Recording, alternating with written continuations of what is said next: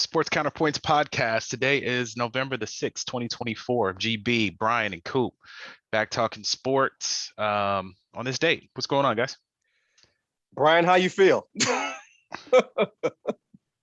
As bad as I have in a really long time, I'll tell you that. I hear.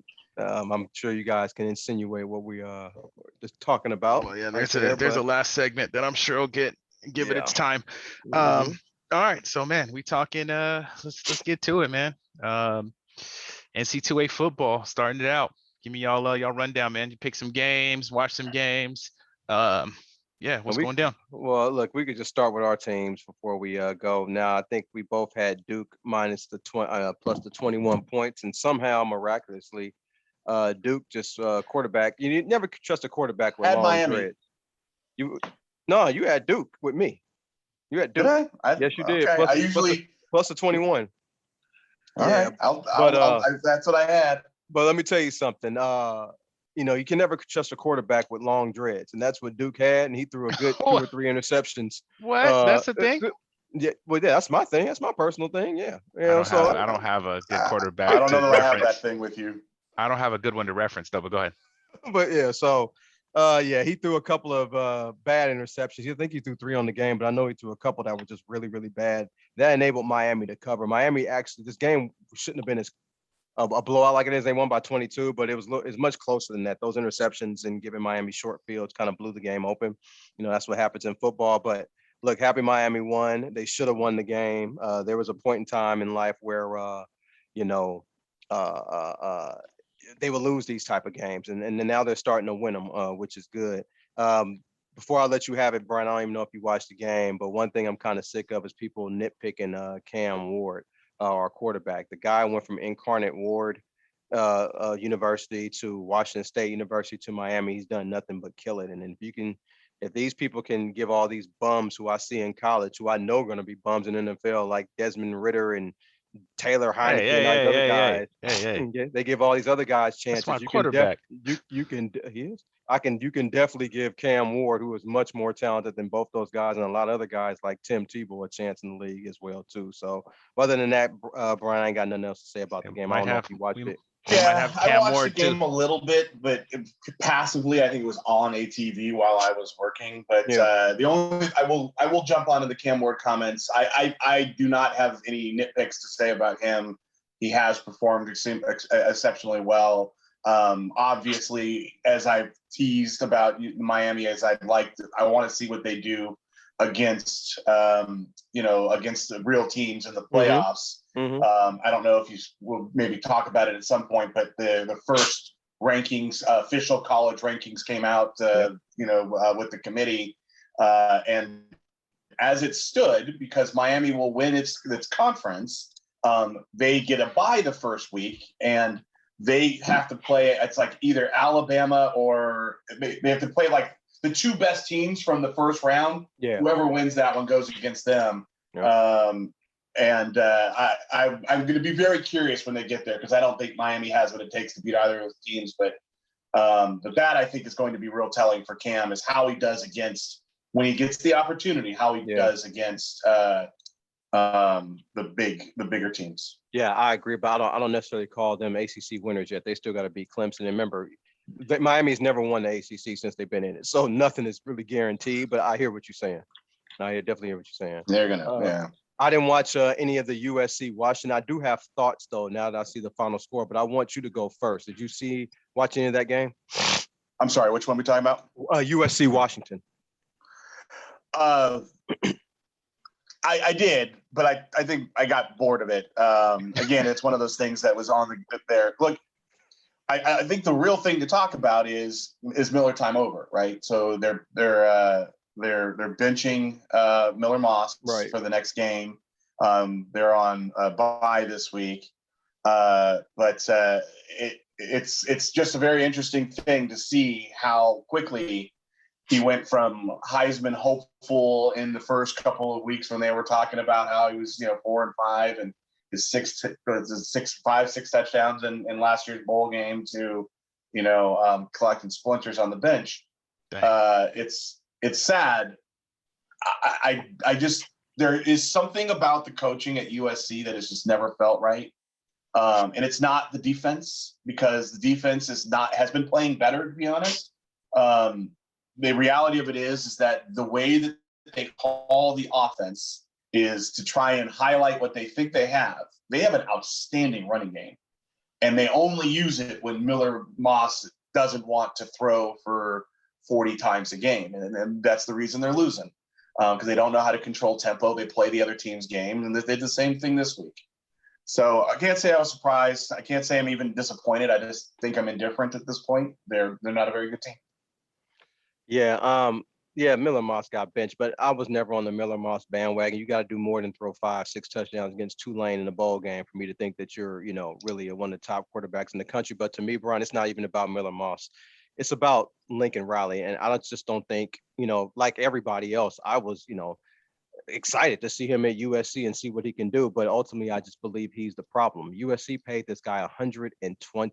First of all, they gave him he didn't want to leave Oklahoma, but they gave him an offer that he obviously couldn't refuse. They gave him $120 million, and they paid off his house in Norman, Oklahoma. Not only did they pay it off, they paid $500,000 more than it was worth to get him to go to USC over the asking price for it. So they paid a lot of money. And the private jet and the house here. Yes, and the house and so it's like you're expecting, I'm sure as a fan of USC, you're expecting 9 wins at least. That can't be much to ask. Last year you went 7-5, 7-6.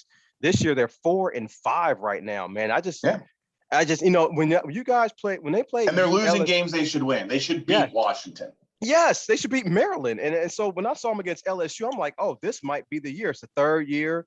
There's no more excuses. You got transfer portal, you got all this stuff. And then his defenses, man, they're just like Oklahoma. They're just soft, and they just end up losing games, man. And I just don't think it's just going to work with him. I really don't. Yeah, the only thing I disagree with is I don't think it's on his defense. When you throw 3 picks and give short fields, and they only score 26 points, that's actually pretty good for a defense. I think it's the offense. I think it's the play calling. And like I said, when you have a team that can get 166 yards of rushing on a regular, which is what they got last week, you would hope that the play calling would be evened out a little bit more, and you control the tempo. They never do that. They didn't do it in any single game that they lost, and including the ones they won. They played the other team's tempo, and sometimes they won, and most of the time they lost. Yeah. That's all. Other than that, that's about it. That's all we got. That's all we got on it. Other than that. Any other games, or you guys looking at next week already? I'll talk about Ohio State and Penn State. Both of us were on Ohio State. I know I was on Ohio State because I've been watching Penn State for years. They're the Baltimore Ravens of the college football world. They will get to that big game, and then they just can't never get it done. Whenever they play against that top team in that top moment, they just can't get it done. Penn State always lose these games. James Franklin always lose these games. They will go 10-1 and 10-2 every single year. Look at those losses. They'll be to the top 2 teams in the Big Ten every single year. Ohio State really, I don't think, played that well, and I think Penn State could have won that game, but Penn State's always been a team that you just can't trust in these spots. They've always failed, and they failed again. They almost failed against USC, actually, too. They ended up pulling that one out, but Penn State, I've never been a big fan of. James Franklin, he's a good coach, but he reminds me of a little bit of Marty Schottenheimer, where he'll get you to that certain point, but will never get past that point. Good coach, though, but, Penn State, they had their chances, and they pretty much couldn't get it done. Schottenheimer, it's a blast in the past. You could use current coaches like Shanahan. No, I'll use Schottenheimer. Schottenheimer ain't made a Super Bowl, my man. So I picked Ohio State because of Ohio State. I don't like the school or anything about anything about that, but I've been saying since the beginning of the season that I think they're actually at the beginning I thought they were the best team in the country. Then I saw Texas and thought they were, but I think they're 1B right now to Oregon. I mean, they only lost by 1 point to Oregon. That's their only loss of the season.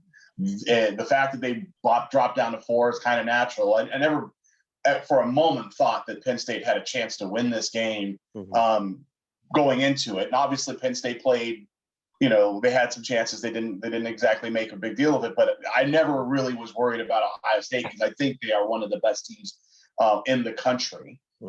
And I think that they're going to pose a very, very big problem because when they go into this playoff system, the people who get the bye are the ones who are the four best conference winners, and then it's the rest that go over there, which is likely to be Oregon or them, which means they're playing week 1, and which means that they're going up against, I believe it's Miami. I think that was the matchup. It was like Ohio State or Alabama or something like that go up against Miami in week 2. It could be very, very interesting, and I think they're exceptionally good. Yeah. I don't know if there's anything else you want to talk about, but I just want to make one point about Nebraska. Nebraska paid their quarterback, this freshman guy, Riola, supposed to be Mahomes light, I guess, or he models his game after Mahomes. They paid this guy $5 million, which of course is stupid to pay a high school player. You don't even know if he can play in college. And Nebraska right now, with him at the quest quarterback, they're near the bottom of the Big Ten in offense and passing and rushing. He pretty much sucks right now. And their coach most likely is going to get fired if he doesn't perform, because this guy has to perform. They paid him money and they hyped him up. They just hired an offensive consultant named Dana Holgerson. He comes from that whole little $5 million. I forget Dana Holmes comes from. I forgot Mike Leach, system. That Patrick Mahomes system they ran in college. He's an offense consultant. Most likely, he's going to be the offense coordinator next year because they're going to fire the one they got now. It's going to be for the same reason that the Chicago Bears coach is going to get fired, because Caleb Williams is not really performing well. That's what happens. Caleb Williams can't afford not to perform well, and so can this quarterback for Nebraska. So guys are going to get fired because of it. But I just wanted to bring that up, how he was just so hyped up, and he's really not playing well right now. Other than that, the only other thing I'll say is congratulations to Minnesota, who I said would beat the number 24th ranked Illinois. Okay. Minnesota's a better team than people will give them credit for. They've lost to Michigan. Okay, get it. But because they lost to Iowa and North Carolina, 2 teams that can be strong on certain days. But, they beat Minnesota. They beat USC. Now they beat Illinois, and they're still unranked. So, they're going to it'll be interesting to see the Penn State game. I don't know if they can beat Penn State, but if they have if it's a close loss, I think they deserve a lot of respect. Yeah, you're right. I did took Illinois that game. Speaking of Oregon playing Michigan, Oregon could have actually beat Michigan by more if they wanted to. Or Michigan is offensively challenged. Oregon could have won by more. They didn't, but they did soundly take care of Michigan. Other than that, I don't know if there's any other games you want to discuss. We can move to next week. Let's do it. So Brian, let's just start with the big one. LSU, Alabama. Who do you got? All right. What's the spread on that one? I was looking at it earlier, but I got Alabama -3. Okay. That makes my pick even better. Yeah. Well, okay. I'm going to go with Alabama. Okay. I can see you're leaning in a different direction, but and I'm not trying to be contrarian. No, I got you. But I just think that I'm not an Alabama fan. I just think that they might still be a little bit better for big games than other teams. I think they're more likely to lose an average game than they are to lose a big game. We saw that kind of with what happened with Georgia. Yeah, so I'm now that I know the spread is +3, I didn't even see the spread yet. I'm definitely taking LSU. I'm actually going to bet that game. I just think LSU is playing better this time of year. When I saw them against USC, I was worried. I'm like, I'm not an LSU fan. And I'm like, yeah, this might not look so good. But I think this is an elimination game for LSU. If LSU loses, they will not make the college football playoff. They have to win this game. I just think they're playing better at this time of year, offensively and defensively combined. And I think they will go into Alabama. So I guess since Alabama's favorite, they're playing at home. They will go into Alabama and they will beat them. I find so curious pick, given they just lost Texas A&M. Yeah. Yep. If they lose, I don't know if they're playing as well as you might hope they would going into a big game against Alabama. But anyways, we'll see. That's certainly the best game this week. Yeah. Hands down. All these other ones, man. You think Washington has a chance to beat Penn State in Penn State? Sure. I think they've got a puncher's chance against these kind of mid teams, but I think Penn State wins. Okay. So here's the thing. I would take Washington on the spread. Yeah, me too. Okay. And then BYU, they're ranked number 9 right now. In the college football playoff, I think they're ranked number 4.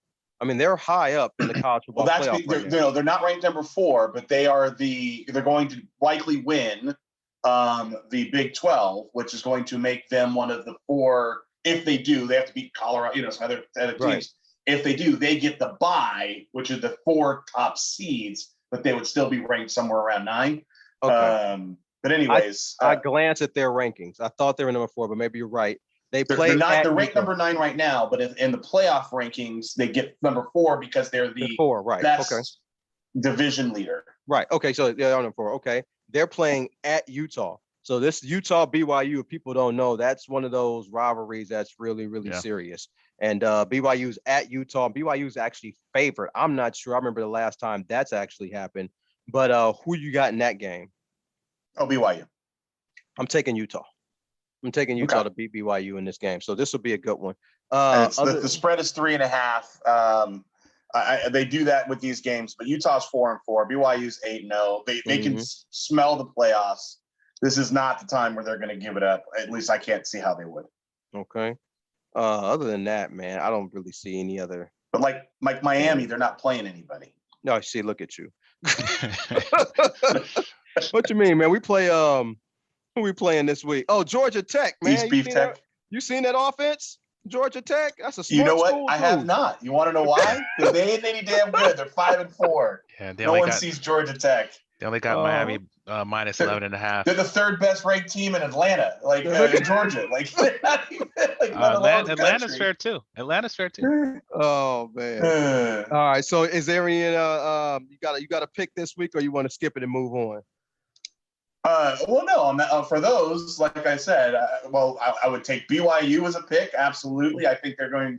I don't think that's going to be very close at all. Okay. And then the big one, I think Alabama wins it.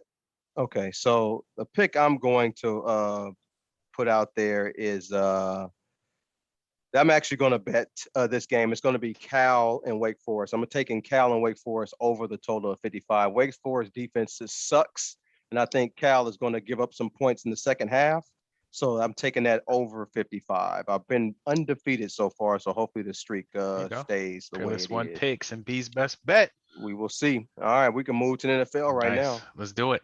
So starting with last week, man, we could start with my team because it ain't too much to say. Got whipped again. Quarterbacks in disarray, new offensive coordinators, an old offensive coordinator from North Turner, and his son Scott Turner. I mean, I'm hoping that they don't. My biggest thing is just give AP some time. I think again, I'm basing all this off of Dan Campbell and his situation. We've gone through coaches quickly. I think AP could be the guy, but I mean, the injuries we had, the quarterback play, the offense has been pretty sus. So since he played well, I mean, they played well enough to beat us. I think our defense wasn't good this week. Offense wasn't good this week. And Joe Burrow was throwing them thanks. So since he wins. I don't know if y'all got any thoughts. Brian, you want to go first? Yeah, well, most of the things that I would talk about are the stuff that happened after the game, which is the whole North Turner resurgence thing. But anyways, no. But here's the thing: I watched this game. I watched all the whole thing because my team was playing at night, and so I had the ability to focus on it a little bit. And the offense is just an absolute mess. I don't know what you all are trying to establish. It's new now. That's why they got rid of everybody. Yeah, it's just an absolute mess. And unfortunately, the whole team needs each other to play somewhat well in order for the other ones to have opportunities to play well, if that makes any sense. And so, there was a lot of commentary about Madison and White and all this other stuff and what they weren't able to do. Well, they only had 21 carries, but they can't establish much if the entire front line and all linebackers are like, yeah, I don't care if they pass it because none of these guys can really throw the ball. They couldn't block. They had Desmond Ridder in there. It's 4.6 average. You shouldn't have running backs running for more yards per carry. Oh, he really does play for the Raiders? Oh, I didn't know that. You that. Yeah, he threw a touchdown. Yeah, to the boy Brock. Okay. He had the touchdown. Yeah, Okay. It was a solid pass. So, 11 for 16. You look at 11. That's decent, but 74 yards and 4.6 passing. That's That's basically handoffs. He got there. He was Screen throwing. He passes. got there Tuesday, I think, or something. He was playing Sunday, so. Oh Yeah. man, yeah. So my take on it is going to be the same. I mean, they can fire the offense coordinator. That's fine. The Raiders do not have offensive players that anyone in the league wants. They only had one. Brock Bowers. And they gave him. Oh yeah, Brock Bowers. I'm talking about. They're not giving him up. He's not available for trade. But as far as anybody else, a veteran on the team, the only one that people wanted was Devontae Adams, and he's gone now. So firing the offense coordinator and going to Norv and Scott, I don't expect an uptick in the offense. It's easier to me to come off the couch as a quarterback than it is to come off the couch with a coach and then start coaching again. I mean, they did that with Gruden, and it didn't work. His son is the coordinator who's already been in the building. He's just helping. Scott Gruden. Scott Turner. So he was already in the building. And it's still look. I don't know. I mean, Cincinnati's defense, I mean, let's just be honest. It hasn't been good. It's ranked number 25 this year. I mean, it's not been good. People have been able to take advantage of them. And, I don't know. I just think for the Raiders, to me, and this is my personal opinion, I don't like or dislike Antonio Pierce, but I just think he's gone. I just don't see how it works with him. I don't even understand how he got the job in the first place. A lot of guys do good at the end of the year. After 1 year. Yeah, it's too early. Why not? Not with Why these not? injuries. Do you think that Tom Brady's going to have an influence on who's the next coach? Do you really think he's going to ride Antonio Pierce for 2-3 years? Do you really think that as part owner of that team? I don't know. I don't know if he's going to jump in that early. Right. I His don't know if he part's too jumps in small that to early. be able to make those types of calls. Why? He got to worry about the. He got to worry about calling the games. You don't think there was a deal for him to have some influence?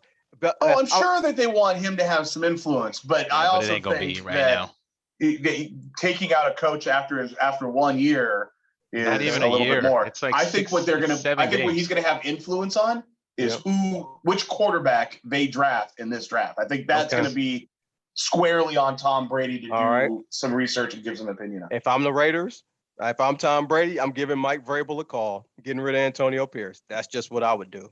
No, just see what happens, but that's what I would do. Mike Vrabel's available. He can coach. His team. I don't care who the coach is. If Shadur Sanders is the quarterback next year on the team, you can forget it.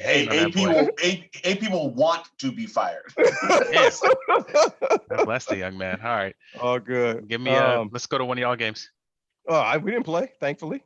Okay. Yeah. Let's go to Minnesota. See, y'all couldn't lose. Glad to talk about it. This game was hecka stressful. I mean, the defense played lights out. I was looking at some of the statistics. I'm going to see if I can pull it up real quick here, but maybe I won't be able to in time. But they played absolutely lights out this time. Yeah, I can't pull it up. The amount of points that Indianapolis Colts were allowed to score was the lowest of the year. Their offensive output was the lowest of the year. Their conversion rate was the lowest of the year. It says 13 points, but remember, 7 of those points was a gift from Darnold, who decided to throw after getting hit for a pick six. And after that, on the other two, the field goals were off of short fields where the defense held and forced into field goals after the other turnovers. So anyways, the defense was lights out. It was so nice to see them play the style of defense that they can play. But that didn't make it any less stressful, because after that 5-day stretch where they lost 2 games, I was worried that they were going to go a different direction. They showed, at least on defense, that they are still the same high blitz rate team that knows how to get to the quarterback, that knows how to disrupt the offense, that the corners know how to make up space when they need to, and make great plays. So hats off to the defense. It's good. It's pretty good. Now on the offense, if you remember last year, I always had kind of an issue with the play calling and that Kevin O'Connell had. I feel like it was a little too all over the place, a little too predictable, a little pedestrian. I felt like they kind of went back to that a little bit, but maybe I feel that way because it started off with 2 Sam Darnold picks that should not have happened, one of which was just baffling. I didn't feel like they established the run game very much, and I thought that they were very content on 3 and outs, which they were doing on the regular. But ultimately, they scored 21 points, and the defense did their job. We won that game against a team that's much better than their 4-5 record. And you know, I'm anxious to see what happens next, because this stretch that they're going through, Jaguars, Titans, Bears, Cardinals, Falcons, Bears against Seahawks, right? They have a long stretch of very average teams, not bad or, not bad. Bears, obviously not bad. Cardinals, not bad. Falcons, not bad. But games that they should be able to win. And if they can win them, they're going to be in a great position. And if they can't win them, they're going to be where they deserve, which is hanging on to a playoff spot, maybe. Yeah, well, I'll be quick. I'm glad you mentioned blitz heavy Minnesota defense because this is the game where Anthony Richardson should not have been benched. His mobility would have helped him because you put Joe Flacco in the game, and Joe Flacco is ranked 38 out of 39 quarterbacks against the blitz. He's horrible against the blitz. 4.4 yards per attempt and 55% completion percentage. He's terrible. And Minnesota did what they were supposed to do. Ultimately, that was the difference in the game. Minnesota did enough on offense to win. But to put Flacco in against this defense, that was the wrong move. Could have put him in next week. Yeah, it's a rough place for him to have gotten that first start. Yeah, I understand what they were trying to do. They were in a playoff spot, and so they wanted to take a shot against a team that just had 2 losses. Yeah, so I understand the mentality of putting him in there, but it didn't work. Right, and I'm thankful for it. Yeah, bad quarterback against a blitz heavy team. Yeah, not good. Other than that, Carolina won the game. Did you? We were against. You had Houston. I had the Jets. I don't know how the Jets won, to be perfectly honest with you. But actually, no, I know how they won. Yeah, that's stupid defensive call on Devontae at the end. Yeah, I took the Jets, yes, but I thought they would have to win this game. Even though I like CJ Stroud, overall, I don't think he's been playing as well as last year. He hasn't been playing as well as last year. Not saying he's playing bad, but just not as well as last year. He's had some stinkers. I know if that was Brock Purdy, everybody be on him, but he's had some stinkers this year. This game was a stinker. He's lost a receiver in Diggs or whatever, but this isn't the same. I haven't bought into Houston this year. Last year, yes, but it's kind of hard to repeat the success from last year. Maybe it's the schedule, I don't know. But they haven't been the same. And so I was comfortable taking the Jets at home this game. Not saying I would take the Jets again this year, but I give them credit for winning. But I still don't think the Jets are a good team. I don't think it'll catapult them to 4 or 5 winning games. Yeah, I don't think any of that's going to happen. They just won this game, and that's it. Just this game. I don't know what your thoughts on the game. They were horrible. I mean, the Jets were absolutely, completely terrible. And I didn't say they were good. Game. Yeah, I didn't say they were good. And won the game. Yeah, right? I said I don't know how. I did. Yeah. And people are going to make a big deal because Aaron Rodgers and Devontae Adams were able to connect, and there was, he had three passing touchdowns, but at no point, if you using Jason's eye test, would you say that this team looked good, that Rodgers looks like he's turned a corner? I do think that what Vegas saw, because they did favor the Jets in this game, which made no sense until you realize that the offense is just kind of out of sorts and it hasn't figured itself out now that Diggs is gone. But it was a good opportunity, and it'll be interesting to see how both these teams kind of manage their situations going forward. But I do not expect the Jets to turn it around now. I'm glad you said that. Because when you bet, a lot of people are just betting the team. I like to bet situational spots. This was a good situational spot to take the Jets. Not saying it's going to happen again this year, but the situation just kind of worked out in their favor, and that's why I was comfortable taking them. But other than that, that's it. But that's a good take on the game. You may take them because this week they're playing the Cardinals, and I know how you feel about the Cardinals. No. Well, I did tell GB though. I put 400 on Arizona. I told GB that on the Cardinals against the Bears, and I just didn't like what I saw from the Bears against Washington. Man, that kind of rubbed me the wrong way. That was a defense that they really should have taken advantage of, and they didn't. I don't know if you watched the game, Brian, but they only scored 9 points. No, I think Washington's pretty darn good. But anyways, all right, what's next? What are we talking about? What game is on here? I'm looking at my little schedule. They were all pretty close. I mean, Miami, Buffalo was close. Dallas, Atlanta was close. Dallas lost, right? Falcons got the win against the Cowboys. Yeah, right. Yeah, that right. Mingo goes to the Cowboys too, though. If you guys want to talk about that trade and how that's going to impact the Cowboys going forward. Which one? I'm sorry. Who are you saying? Mingo going to the Cowboys. Will that Well, the thing Makes it better for that's them. crazy about this trade is that they spent as much to get Mingo as they got in getting rid of what's his name who went to Cleveland. That is just insanity to me. Amari Cooper. Amari Cooper. Like, really? how do you give up Amari Cooper as skilled and talented as he is, a little cantankerous, and use it to get Mingo? Now, Mingo's not bad, but he's not anywhere near Amari Cooper. And here's the thing. What's the point of making this trade? Let's just be, they're 3-5. They're about to put their quarterback on IR. What, do they think Cooper Rush is secretly better than Dak Prescott and going to come in here and reel off 5 wins because he has Mingo? They got Trey Lance, the receiver. Come on, there's just nothing about this trade that makes any sense to me. All the way from, why they made it and what they gave up to do it. Okay, so when I look at this trade, man, I laugh. I think I understand why they did. They need cheap labor because they got top-heavy contracts.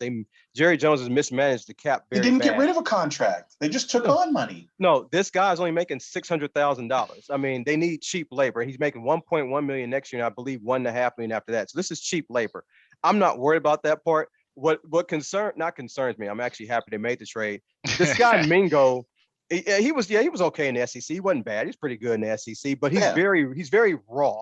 He's very raw. It's going to take him some time to think he might be a contributor. But the thing that made me laugh about this trade is Jerry Jones. Jerry Jones, for this is the second time, did it with Trey Lance. Now he's doing it with Mingo. He's going after these guys and giving up 4th-round picks that nobody in the NFL wants. There was not a market for Mingo, and there wasn't a market for Trey Lance. But for some reason, he keeps shopping at the damn Goodwill and Salvation Army, thinking he's going to get something from Louis Vuitton, and he never does it. And so he did it with Trey Lance, and Trey Lance should be starting, but he's not because he couldn't beat out the backup. He's the 3rd-string guy, and he gave up a 4th-round pick for him. Now he gets this guy Mingo. Mingo's not going to provide any returns to the Dallas Cowboys, man. Trade. Yeah, it's just, you didn't have to make this damn trade. Yeah, you didn't have to make it.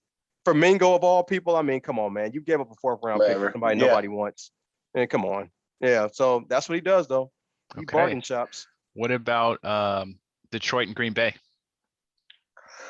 So this was this game got ugly early, and then Green Bay kind of put it together. The weather obviously was a huge factor. Mm-hmm. I was talking to Dave, a friend of ours, and he was pulling out Detroit players, and I was like, "Really?" He goes, "Yeah, the weather. I'm pulling them out." So when they were scoring early, I was very happy and thankful that he had done that because I was playing him this week in fantasy. But look, the Lions just know how to win football games. The fact that the Packers got 8 garbage time points, which is really what it amounted to, and made it look a little bit closer in 24-14 as opposed to 24 whatever it's 6. Yeah. Is really inconsequential. I would be hard-pressed to say that there's a team in the NFL that's playing better football on both sides of the ball consistently beyond the Lions. I think they're better than KC. I think they're better than pretty much any AFC team, and they're clearly the best NFC team. So, we watched them play in horrible conditions. That weather sucked, and still look dominant. Yeah, I understand everybody's angle. This is the Jared Goff's first, I guess, outdoor game. People were saying when you got an offensive line that good and those 2 good running backs, man, it really doesn't matter. Detroit is a running team. They throw in the pad. They got the best offensive line in the league. I've said this. This is a really good team. I mean, they are by far the best team in the NFC. There isn't there's no dispute. There's no argument. They could be the best team in the NFL. I'm hesitant to put anybody above KC only because I need somebody to actually beat them in the playoffs to actually, or Super Bowl or something for me to actually say that. But if you're talking about how they're playing right now, I think Detroit is more than capable of beating Kansas City or beating any team in the NFL right now. They're playing that well. They're really good. They're just good. It's a good team. So the last game we're talking about is the Rams and Seahawks, only because we were talking about it. You had the Seahawks, and it looked like I was going to be dead wrong very early. Not at the Seahawks. I don't think I Yep. ever take the Seahawks. I know you said that when you last week too. Oh, And really? I said I think the Rams might be becoming one of the better Yeah. teams in that division because of how they showed up last week. But you took the Seahawks.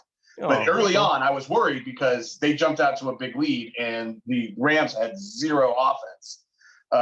But they turned it around in a pretty big way. With I took Geno Smith. Are you sure? I mean, if you say so, I guess. because all the things you're saying right now, you said then. I'm like, I don't know, Geno Smith. I don't think. But anyway, I was disappointed to see how Puka couldn't get involved. He got kicked out of the game pretty early for throwing a punch. And he's, obviously someone I was very interested in seeing. But, Cooper, when Stafford has Kupp, the entire offense just looks great because Kupp is always in the right place. He gets open. You know that you have to try and shade him and shade defenses to his side. So people like Demarcus Robinson can get 94 yards and 2 touchdowns. Because similar to Sam Darnold, this is something I've noticed about the Kevin O'Connell offense and the Rams offense where he came from. The stars get them down there. Justin Jefferson gets them down there. Cooper Kupp gets them down there. But it's always Jalen Naylor and Demarcus Robinson who get the touchdowns in the red zone. Yeah, and Seattle pretty much has been inconsistent this year on defense, especially that front seven, man. But this game actually started with Seattle favorite, then it went to the Rams favorite. The NFC West is funny, man. The Rams always seem to beat Seattle and they beat Arizona, but can't beat the 49ers. They did this year. And then the 49ers usually be able to beat the Rams and they're able to beat Seattle, but can't beat Arizona. So I'm actually used to seeing the Rams always beat Seattle no matter who's the quarterback. It's just that they always have a quarterback and coach advantage. McVay is still very good. Stafford is still playing at a high level. So it doesn't surprise me that they beat Seattle. I'm not really a big Seattle guy. But yeah, good win. Do you think the Rams are going to turn it around now that they have Kupp and Puka back? Oh, let me look at the standings just really quick. They're 4-4. I mean, your whole division is up for grabs. I do think, you know what, if I had to bet right now, Brian, if Cooper Kupp stays healthy, they'll get a playoff spot. If I had to bet, I would take them over Tampa Bay. I'm going to go a step further. I think the Rams win the division. Okay, it wouldn't surprise me. Wouldn't surprise me at all. Wouldn't surprise me. Yeah. GB, any thoughts on anything? No, I was just gonna ask y'all about the Tampa Bay Kansas game. I thought Tampa Bay played pretty damn good. Still lost, but they played a pretty damn good game. So I'm not even gonna lie, I wasn't even interested because Mike Evans and Chris Godwin didn't play. So I was surprised it went to overtime. Hey, Surprised. Baker, man, that offense was rolling, bro. They scored when they needed to score. They looked very good. They looked polished. They looked like they knew what they were doing. Defense played solid. I mean, they beat anybody else on that day. Welcome. B, you watched the game? Here's the thing. Absolutely, watch every second of it because I have a league that was literally tied at 163 points, which for anyone who plays fantasy football, anything over 120 is a lot. 163 points, and the 2-yard touchdown took us to the win for the week, which was some money and also a win for the rest of the season. But anyways. Yeah, I watched every moment of this game. The only thing I can think of is that this was an absolutely outstanding football game that was messed up by a ridiculous NFL overtime rule. Because the fact that literally the moment the heads came up, I think it came up tails, and that gave it to KC, the first thing Baker Mayfield went was, oh, man, he knew instantaneously that he was not going to be able to touch the ball. That is a darn shame when you have a game that's this good to not even allow the other team to touch the ball in overtime, all based off of a coin flip. Because had Tampa Bay Buccaneers gotten the ball, it's very likely that they would have gone down and scored that touchdown the same way Kansas City did. Hats off to Kansas City. They find ways to win. They continue to do it. Mahomes looked a little bit more like Mahomes, and he's definitely built a rapport with DeAndre Hopkins. We had 2 touchdowns, 86 yards. And I think Kelsey's in love with Hopkins now too, because it feels nice to get open and not have corner coverage because they're all shady to Hopkins now. But anyways, the offense looked more alive than it had in several weeks. So hats off to Kansas City for finding a way to win, but it's just a darn shame. Like the NFL this is like the third or fourth great game this season. I mean, great football game that was ruined by a coin flip. It's funny because that was the old rule. You could win off a field goal, but we've passed it. So now we look at it differently. But D-Hop over there, man, what a trade. They continue to add great pieces, great veteran pieces that impact directly. And obviously I'm not messing with Kansas City, but I couldn't be mad at all at seeing D-Hop get a shine. He's been so consistent this whole time. Yeah. He's just always. The book isn't written on him, finished being written on him. No, it's not being finished. No, he's alive. Yeah, he's not who he was before, but he's still damn good. His hands are crazy, man. He has sure-handed. It's insane. I watched him play in person. Yeah. There's one pass where they showed the replay like 4 or 5 times because 2 defenders did this and somehow he came through with the ball. And they're like, wait, when did he catch the ball? The announcers are like, there was no time where the ball got to just him.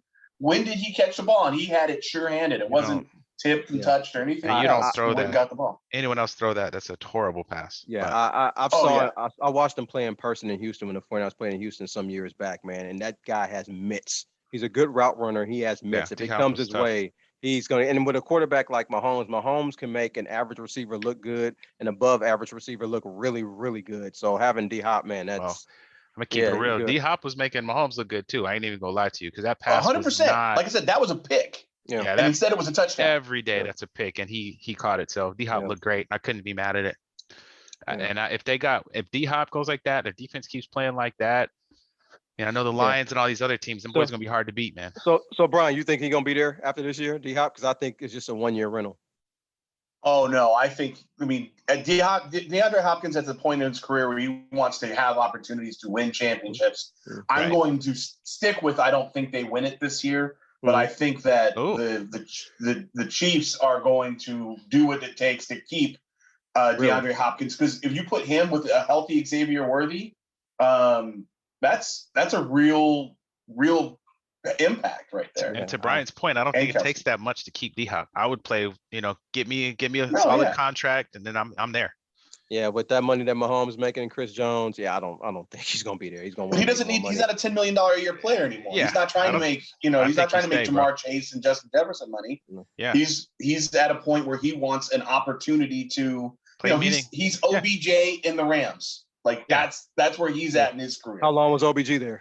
1 year, right? Yeah, but he got hurt though. Yeah, he got hurt. I think D-Hop will. I hope he doesn't because it was. Yeah, the Rams got rid of him because they couldn't pay him with him injured. And he wanted that big bread. What about you? Got any thoughts on that, Coop? What, KC? Yeah. No. I talked about. I didn't watch the game, but I had my thoughts on. I just talked about DeAndre Hopkins. But yeah, that's it. All right. In between this week and next week, let's talk about the other trades. Marshawn Lattimore going to the Commanders. How do you guys feel about that? That was interesting because it's like help. It's like, well, Marshawn Lattimore, he's an injury-prone dude since 2022, so that was kind of risky. But Washington seems like they're probably going for it this year. I'm never mad at somebody going for it, but damn, I'm thinking, with a team like that, that defense needs help. It's not a good defense. I don't care what their record is. That's not a good defense. I would think they wanted draft picks to try to get more players to shore up that defense. Getting an injury-prone corner, that's a risk. It could pay off, but that's really a huge risk. Yeah. I was really surprised at that deal, that they made that deal. Brian, how do you feel about it? Look, net, they gave up a 3rd and a 6th, right? Because it was a 3rd, 4th, and 6th, but they got a 5th in exchange. And a cornerback who, when playing and healthy, again, he is injury prone, adds to it. He was the only corner that was going to be on the market that was going to be able to add and improve a team in an instant. They went and got it to improve a defense that you kind of determined, as said, it needs help. So, they did what they could. This is one of the few win-wins because, the Saints aren't doing much. So they get some picks and get able to rebuild in the future. And Washington is trying to take their shot. Yeah, it was a sign to me that they're going for it. Yeah, they're going for it right here. 100%. And I'm never mad at anybody going for it. I just thought it was kind of early, but they're going for it. Yeah. Well, it feels like the Baltimore Ravens did the same thing getting Tre'Davious White. Excuse me.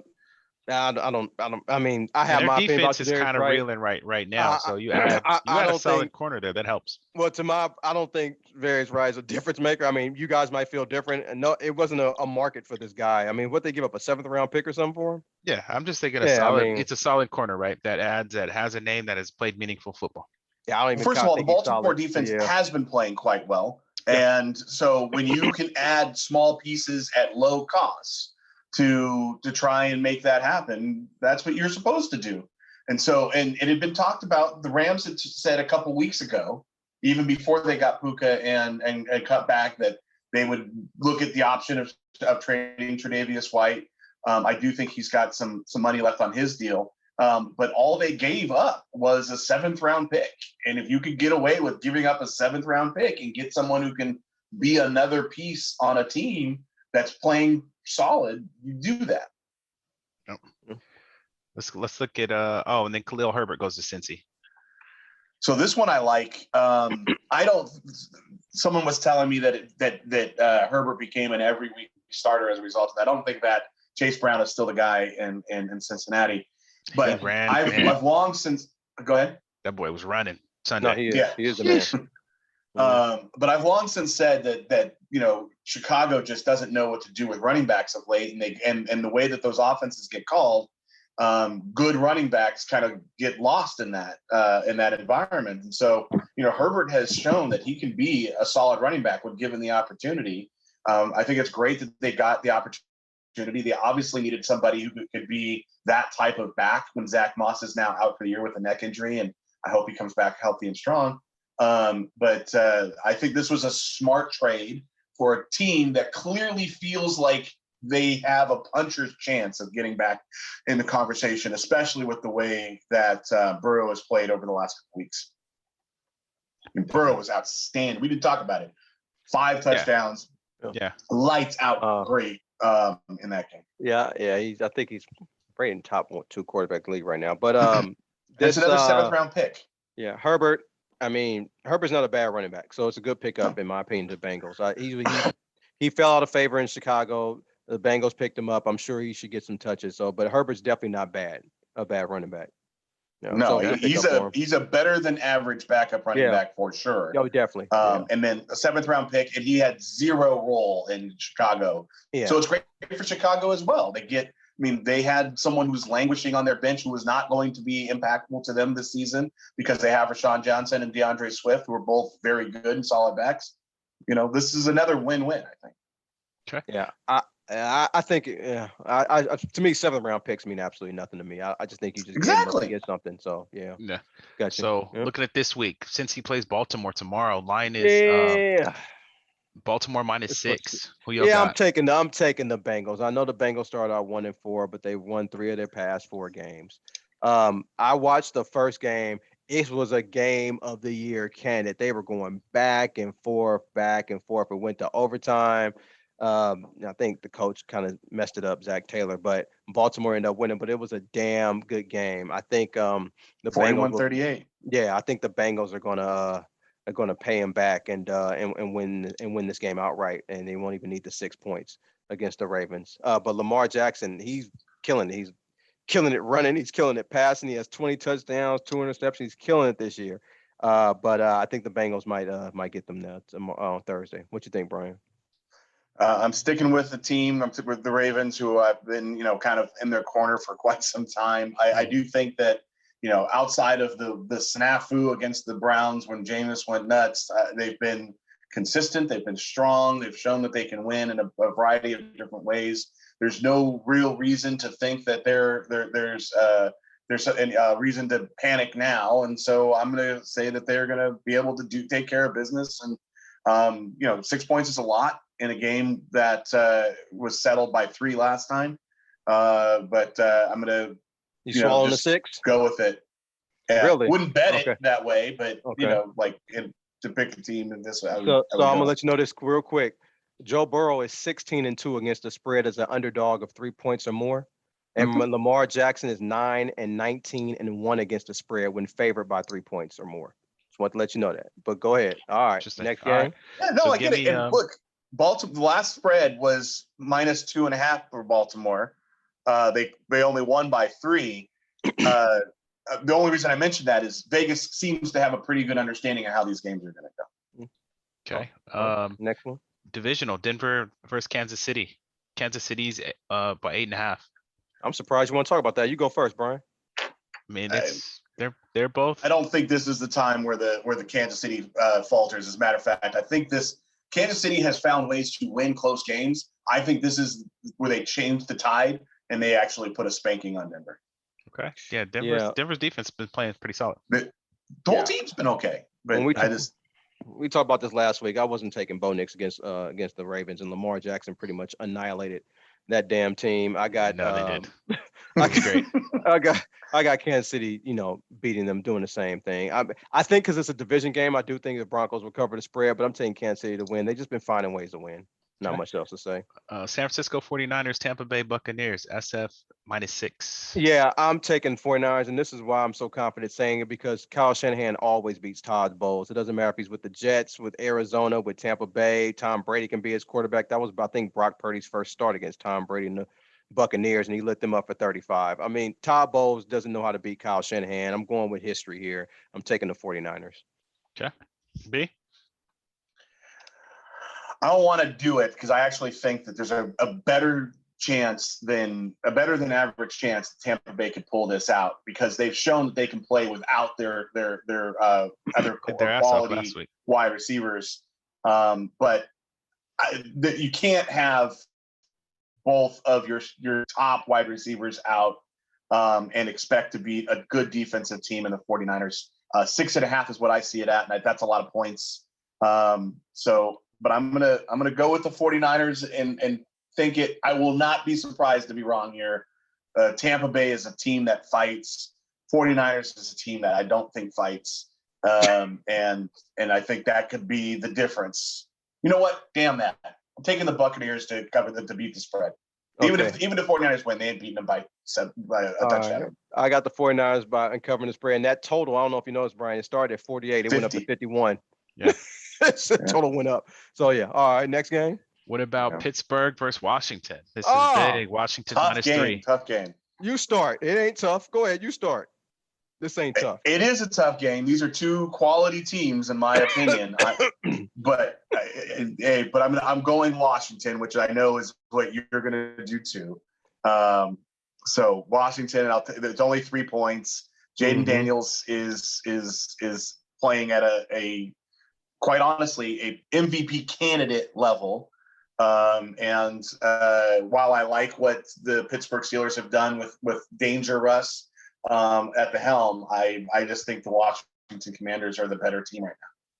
Yeah, the Commanders, the Cadets, they played the 5th easiest schedule of opposing defenses this year. They've had it really good. Jaden Daniels struggles under pressure. Nobody's talking about that. Out of 36 quarterbacks, he's 29th when under pressure. The Steelers have an elite pass rush, and they have TJ Watt. The Steelers are going to win this game.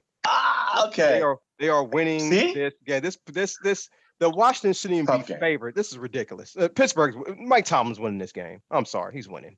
Okay. Yeah, I love it, and would be happy to see it. But I just think, like I said, I'm gonna go with what the Commanders are doing and see what happens next. All right.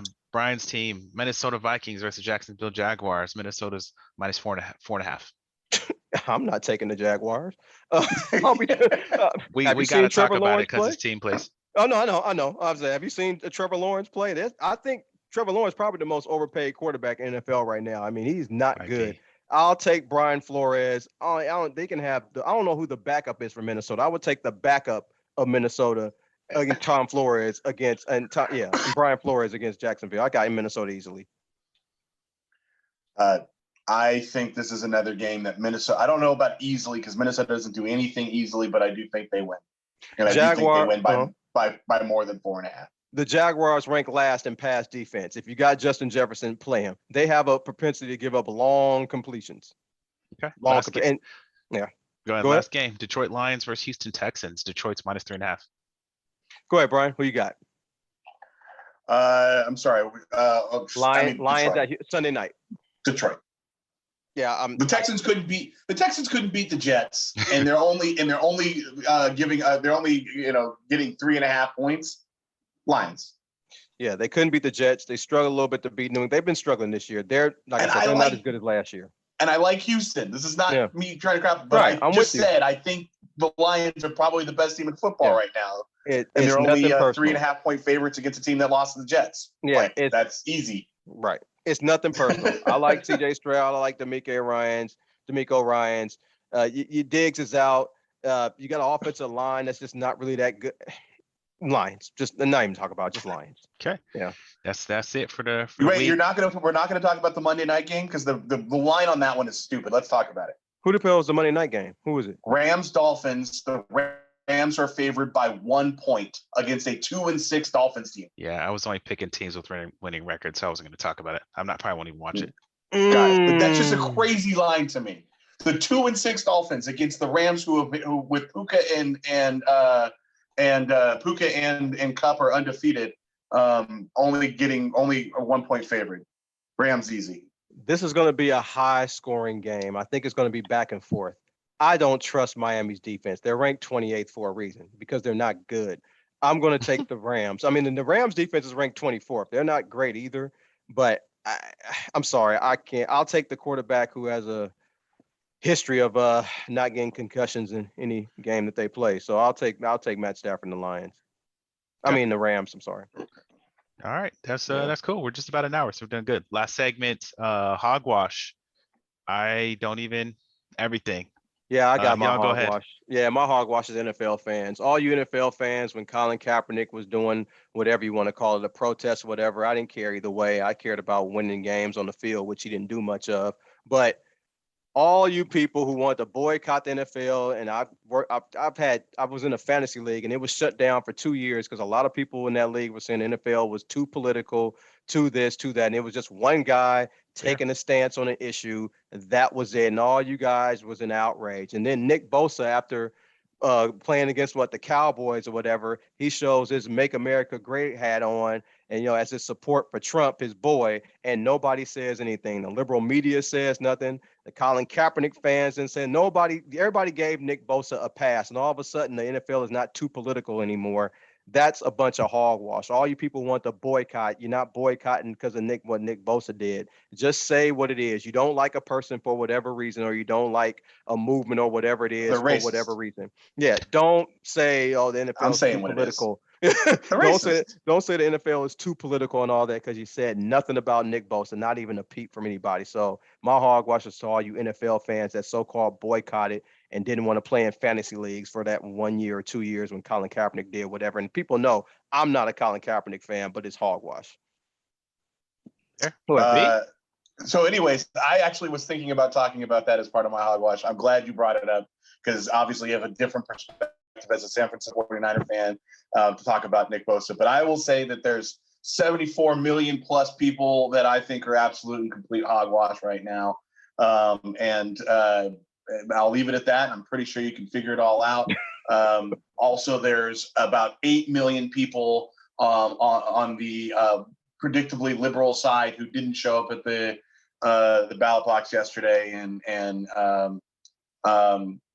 read between the lines on what I have to say for all of you. Last segment, minute to win it. Just thanks everybody for listening. Take care of yourselves. You guys go ahead. No, I'm good. I'm just I'm going to my niece's wedding this week, so congratulations to her. I'll be out and I'm just going to say I'll be in a red state. Let's just say that. Travel safely, brother. No doubt. I'll be in a red state. Brian, go ahead and close it out. Nothing to say, man. I'm exasperated. To my friends and the people who are really going through it and are traumatized, I do think have official PTSD. My heart goes out to you. I will be there for you, and I do mean that. There it is. Sports Counterpoints, November 6th, 2024. We'll catch y'all next time.